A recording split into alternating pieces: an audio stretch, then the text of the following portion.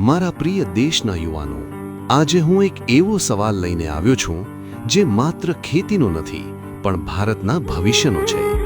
જો ખેતી કરનાર ખેડૂત નહીં રહે તો શું આપણું ભારત મજબૂત રહી શકશે?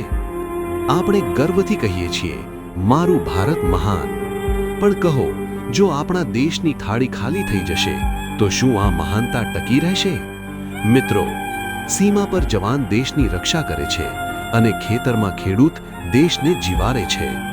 એટલા માટે જ આપણા પૂર્વ વડાપ્રધાન લાલ બહાદુર શાસ્ત્રીએ નારો આપ્યો હતો, જય જવાન, જય કિસાન. આ માત્ર શબ્દો નથી, આ ભારતની આત્મા છે. જ્યારે સૂર્ય તપે છે ત્યારે ખેડૂતનો પરસેવો જમીનને સિંચે છે. જ્યારે વાવાઝોડું આવે છે ત્યારે પણ તે હિંમત હારતો નથી. અને આપણે, શું આપણે માત્ર શહેરોની ચમકમાં ખોવાઈ જઈશું? શું આપણે ખેતીને નાનું કામ કહીને દેશની રીઢને નબળી કરી દઈશું? યાદ રાખો, દેશપ્રેમ ફક્ત સોશિયલ મીડિયા પર પોસ્ટ કરવાથી સાબિત નથી થતો.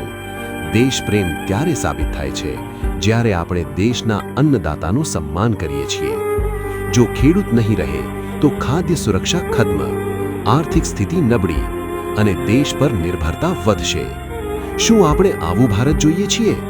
ના, અમે એવું ભારત જોઈએ જે આત્મનિર્ભર હોય, જે શક્તિશાળી હોય, જેના યુવાનો ખેતીમાં નવી ટેકનોલોજી લાવે, જેના યુવાનો ખેડૂતને ગર્વ અપાવે.